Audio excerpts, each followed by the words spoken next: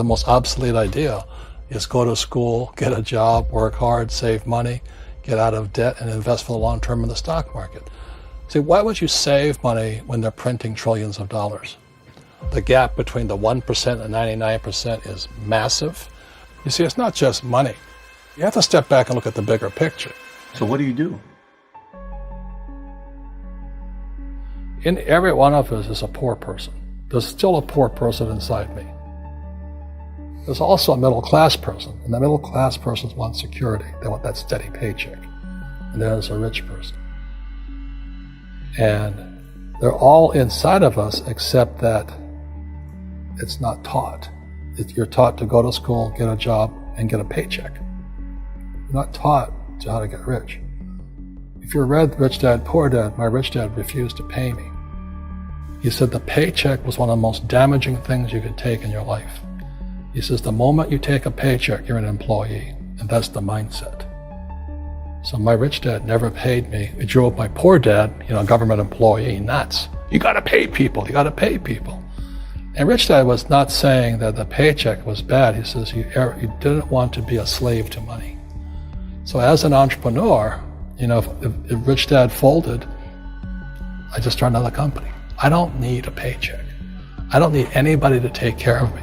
If my government doesn't like me, I move to another country because they need entrepreneurs there. So the entrepreneur is not so much the business. The entrepreneur is really the mindset and the skill sets and the different set of rules. You see, I don't operate, small business does not operate in the same rules as big business. Entrepreneur is a mindset first, a skill set, and rules. And depending upon whether you're an employee or a small business, the rules are different. The mindsets are different. The skill sets are different.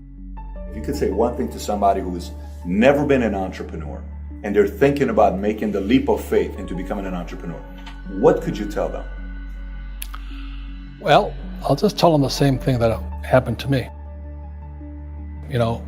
My last paycheck, I still remember it clearly.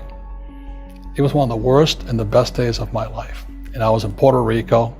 I was working for Xerox, and my boss gave me my last, it wasn't a paycheck, it was a bonus check. I think it was about $30,000 taxable. It's the only problem with that. So I got this check and I went, holy mackerel.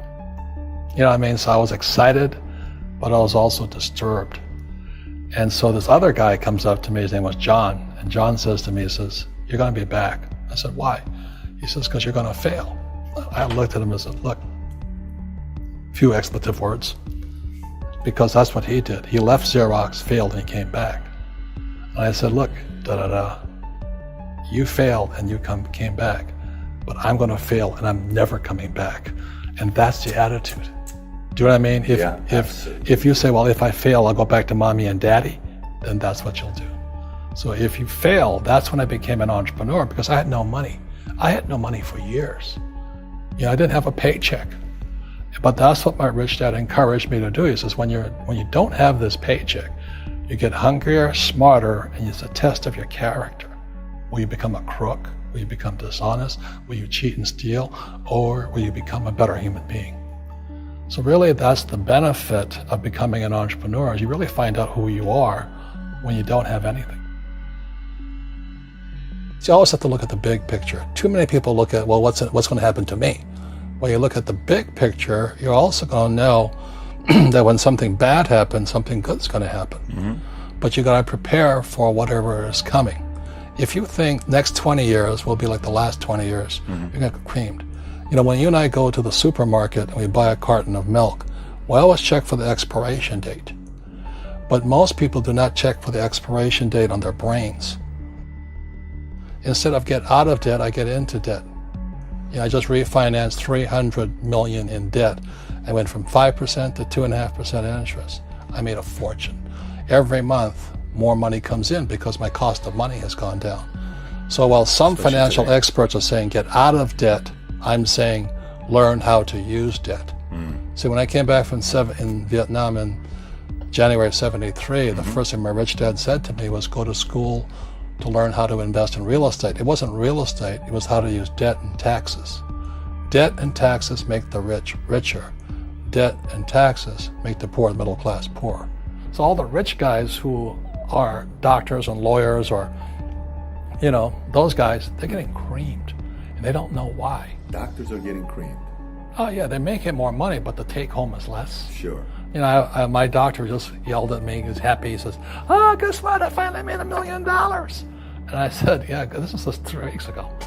And so I said, "Yeah, well, how much you pay in tax?" He says, $750,000 in taxes. So his net was about $400,000. That's not bad. But when I make $1 million, I keep $1 million. And the reason is because I don't make it by working for money. See, if you work for money, you're taxed. So that's why lesson number 1 in Rich Dad, Poor Dad is the rich don't work for money. What we do instead is we create businesses as entrepreneurs. We acquire real estate.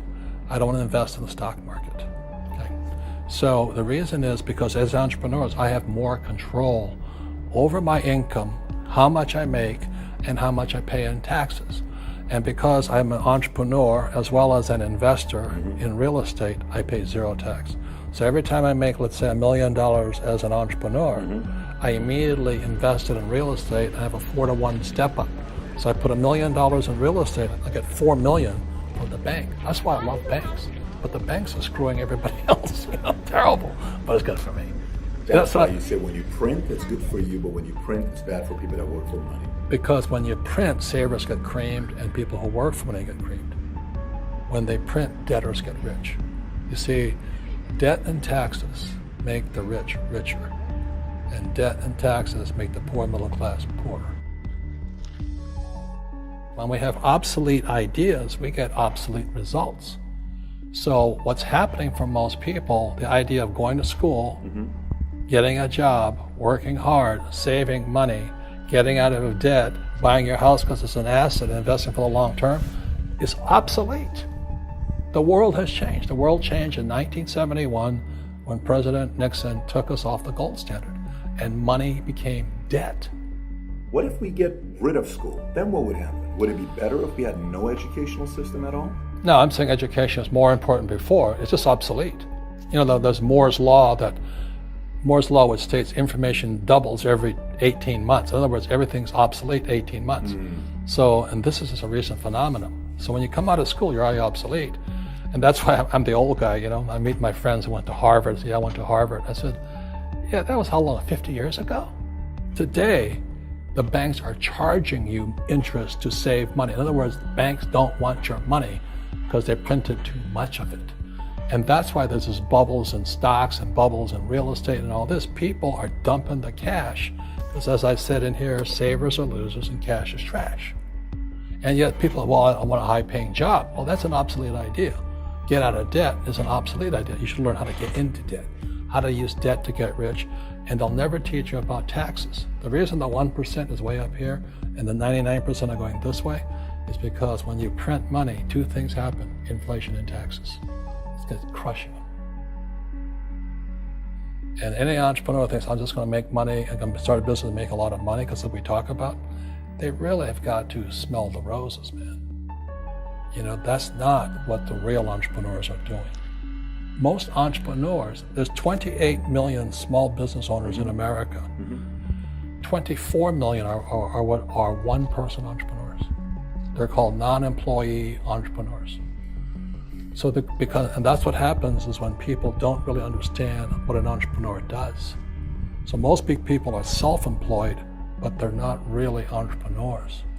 The self-employed pay the highest taxes of all, and nobody tells them that. Yeah, it's also called the entrepreneurial spirit, but what we were actually talking about was there's no such thing as a bad economy. There's external, you and I, we all have an external economy, but we also have an internal economy, and the willpower is to change our internal economy. So for me, I can see the good and I can see the bad. I don't really give a damn because I'm going to be rich anyway. But a poor person with a poor personal economy, all they're going to see is a bad economy because they don't know how to make money in any economy. And a middle class person, they have a middle class economy. What they want is a nice house and a steady paycheck and the job and the car. And so when you take their job away, to them, that's disaster. Well, since an entrepreneur doesn't have a job anyway, it's no big deal. So all I'm saying to people, and it's what Bucky Fuller taught me, is always two sides, you know what I mean? Unity is plural, at minimum two. So if you think the economy is bad, it's because your economy is bad. If you think that steady, employment is important, then you'll see an economy without jobs. Your economy versus the external economy. What you control versus what you can't control. I can control. Yeah, it's called an internal focus versus an external focus. So the real entrepreneur has an internal focus. That if they fall down, they say, "Oh, this is good, because I'm going to go up higher." The average person will fall down and say, "Oh, I'm going to take some Prozac," or somebody has a mistake. So, "Oh, the mistakes don't matter." Well, mistakes matter. It means you didn't know something. But a real entrepreneur, whether they fall down, they always can go up. They can stand back up and go higher. That no matter what happens to them, they get stronger and better and smarter and happier. But a person with a weak internal mindset is that they're so afraid of what happens, it generally happens. Like, people who are afraid of losing their jobs, they generally lose their jobs. You know what I mean? Yeah. So, so everything comes through you. Yeah, so the entrepreneur first job is to control inside here, not outside there. The moment you take that paycheck, you're an employee. You've got to be stronger than that.